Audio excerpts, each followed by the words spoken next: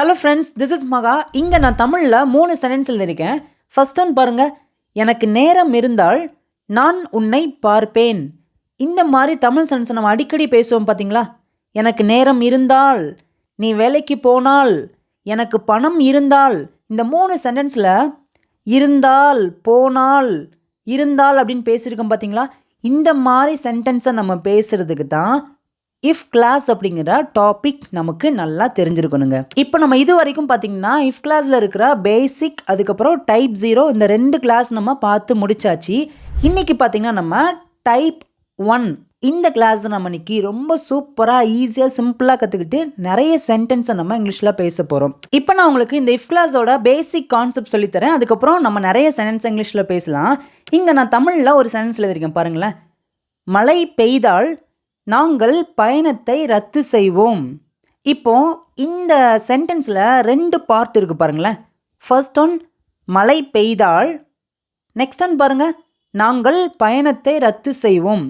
இப்போ இந்த சென்டென்ஸில் ஃபர்ஸ்ட் என்ன நடக்குது பாருங்கள், மழை பெய்தால். அப்போனா இந்த சென்டென்ஸை நம்ம சிம்பிள் ப்ரெசன்ட் டென்ஸில் தான் நம்ம பேசணும். நாங்கள் பயணத்தை ரத்து செய்வோம் அப்படின்னா ஃப்யூச்சர். மழை பெஞ்சிச்சு அப்படின்னா நாங்கள் என்ன செய்வோம் அப்படின்னா ட்ரிப்பை கேன்சல் பண்ணுவோம். இந்த சென்டென்ஸ் பார்த்திங்கன்னா சிம்பிள் ஃப்யூச்சர் டென்ஸில் தான் இருக்கணும். இப்போ மழை பெய்தால் இதை நம்ம கண்டிஷன் அப்படின்னு சொல்லுவோம். இந்த கண்டிஷன் நடந்துச்சு அப்படின்னா இதோட ரிசல்ட் என்ன அப்படின்னா நாங்கள் பயணத்தை ரத்து செய்வோம். இப்போ உங்களுக்கு கண்டிஷனா என்ன, ரிசல்ட்னா என்னன்னு தெரிஞ்சிருச்சா? இந்த பேசிக் கான்செப்ட் புரிஞ்சிருச்சாங்க? இந்த கண்டிஷனை நாம் சப் கிளாஸ் அப்படின்னு சொல்லுவோம், ரிசல்ட்டை நாம் மெயின் கிளாஸ் அப்படின்னு சொல்லுவோம். இதெல்லாம் ஜஸ்ட் பேசிக் தான், சும்மா ஞாபகத்தில் வச்சுக்கோங்க, ஓகேங்களா? இப்போது இந்த தமிழ் சென்டென்ஸ்க்கு இங்கிலீஷில் எப்படி பேசலான்னு பாருங்களேன். If it rhymes we will cancel the trip. If it rhymes அப்படின்னா மழை பெய்தால். இதை தான் நம்ம கண்டிஷன் அப்படின்னு சொல்கிறோம். ஒரு விஷயம் நடந்தால் இப்போ அதோட ரிசல்ட் என்ன அப்படின்னா we will cancel the trip, நாங்கள் பயணத்தை ரத்து செய்வோம். இதை தான் நம்ம ரிசல்ட் அப்படின்னு சொல்லுவோம். புரிஞ்சிருச்சாங்க? கண்டிஷன் அப்படின்னா அதை நாம் மழை பெய்தால், இஃப் இட் ரைன்ஸ். ரிசல்ட் அப்படின்னா we will cancel the trip. இப்போ இஃப் இட் ரைன்ஸ் அப்படிங்கிற இந்த கண்டிஷன் பார்த்திங்கன்னா சிம்பிள் ப்ரெசன்ட் டென்ஸில் தான் இருக்கணும். we will cancel the trip இந்த ரிசல்ட் பார்த்திங்கன்னா சிம்பிள் ஃப்யூச்சர் டென்ஸில் இருக்கணும். அவ்வளோதாங்க. ஓகே ஃப்ரெண்ட்ஸ், இப்போ உங்களுக்கு இந்த இஃப் கிளாஸோட பேசிக்கான கான்செப்ட் நல்லா தெளிவாக புரிஞ்சிருச்சா? உங்களுக்கு புரிஞ்சிருக்கு அப்படின்னா காமெண்ட்டில் ஐ அண்டர்ஸ்டாண்ட், எனக்கு புரியுது, உங்களுடைய கருத்துக்களை சொல்லுங்கள். இப்போ சில பேருக்கு ஒரு கேள்வி வரும். டைப் 0 அதாவது 0 கண்டிஷனல் கிளாஸ்க்கும் டைப் 1 அதாவது ஃபர்ஸ்ட் கண்டிஷனல் கிளாஸ்க்குள்ள அந்த டிஃப்ரென்ஸ் என்னன்னு சொல்லிட்டு உங்களுக்குள்ள ஒரு கேள்வி வரும். வீடியோவை ஸ்கிப் பண்ணாமல் கவனமாக கவனிச்சிங்க அப்படின்னா இடையில நான் ஒரு இடத்துல இதை சொல்லிக் கொடுப்பேன், உங்களுக்கு ரொம்ப ஈஸியாக புரிஞ்சுருங்க. ஓகே ஃப்ரெண்ட்ஸ், இப்போ நம்ம நிறைய சென்டென்ஸை நம்ம மேக் பண்ணி இஃப் கிளாஸ் வச்சு நம்ம பேச போகிறோம். Are you ready? பார்க்கலாமாங்க? அதுக்கு முன்னாடி நம்ம சேனலை இப்போ தான் நீங்கள் ஃபர்ஸ்ட் டைம் பார்க்குறீங்கன்னா சப்ஸ்கிரைப் பண்ணிக்கோங்க. வீடியோ பிடிச்சிருக்குன்னா லைக் பண்ணிட்டு இந்த வீடியோ நிறைய பேருக்கு நீங்கள் ஷேர் பண்ணுங்கள். ஃபர்ஸ்ட் ஒன் பாருங்களேன். எனக்கு நேரம் இருந்தால் நான் உன்னை பார்ப்பேன். இப்போது இந்த சென்டென்ஸை நம்ம இஃப் கிளாஸ் வச்சு தான் பேசணும் அப்படிங்கிறது எப்படி உங்களுக்கு தெரிய வருது? எனக்கு நேரம் இருந்தால், அந்த தால் அப்படின்னு சொல்லிட்டு முடியுது பார்த்தீங்களா? இந்த மாதிரி சென்டென்ஸ்லாம் பேசும்போது இஃப் கிளாஸ் வச்சு தான் பேசணும், ஓகேங்களா? இப்போ அதோட ஜென்ரல் ஸ்ட்ரக்சர் பார்த்திங்கன்னா if plus simple present, simple future tense, அவ்வளோதாங்க. ஃபர்ஸ்ட் நம்ம எதை பேசணும் அப்படின்னா இஃப் கிளாஸை தான் பேசணும். அதாவது எனக்கு நேரம் இருந்தால் இது எப்படி பேசலாம்? உங்களுக்கு ஆன்சர் தெரிஞ்சுன்னா எல்லாருமே வாயை திறந்து பின்னாடியே பேசிட்டே வாங்க. உங்களால் முடிஞ்சுன்னா காமெண்ட்டில் ஆன்சர் பண்ணிட்டே வாங்க. எனக்கு நேரம் இருந்தால் அப்படின்னா if I have time, if I have time அப்படின்னா எனக்கு நேரம் இருந்தால். இது பார்த்திங்கன்னா சிம்பிள் ப்ரெசன்ட். இப்போ ப்ரெசண்ட்டில் எனக்கு நேரம் இருந்துச்சுன்னா நான் ஃப்யூச்சரில் என்ன பண்ணுவேன் அப்படின்னா நான் உன்னை பார்ப்பேன். எப்படி பேசலாம்? I will see you, I will see you, நான் உன்னை பார்ப்பேன். இப்போ இதில் கண்டிஷன் என்ன? எனக்கு நேரம் இருந்தால், if I have time. Result என்ன? நான் உன்னை பார்ப்பேன், I will see you. இப்போது நீங்கள் இந்த இடத்துல ஒரு விஷயத்தை நல்லா கவனிக்கணும். இது ரொம்ப முக்கியமான பாயிண்ட், ஸோ நல்லா கவனிங்க. இப்போ நம்ம இந்த டைப் 1 அதாவது ஃபர்ஸ்ட் கண்டிஷனை பற்றி நம்ம பேசும்போது இந்த செயல் நடக்கலாம், நடக்காமலும் போகலாம். கண்டிப்பாக நடக்குமா நம்ம சொல்ல முடியாது. நடக்கலாம், நடக்காமல் போகலாம். இதை பற்றி நம்ம பேசும்போது தான் இந்த டைப் 1 அதாவது ஃபர்ஸ்ட் கண்டிஷனில் நம்ம பேசுகிறோம்.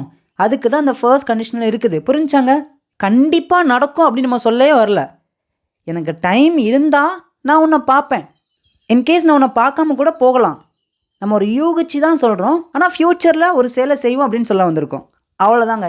இந்த கான்செப்டை வச்சு மட்டும்தான் நீங்கள் இந்த கிளாஸ் ஃபுல்லாக நீங்கள் பார்க்கணும்.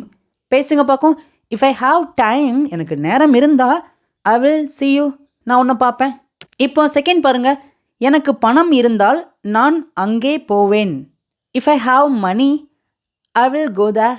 இஃப் ஐ ஹாவ் மணி அப்படின்னா எனக்கு பணம் இருந்தால் ஐ வில் கோ தேர். இப்போ இதில் கண்டிஷன் என்ன?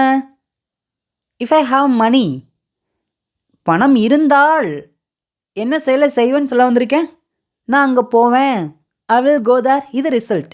இப்போ இந்த சென்டென்ஸில் இருக்கிற செயல் பார்த்திங்கன்னா நடக்கலாம், நடக்காமல் கூட போகலாம்.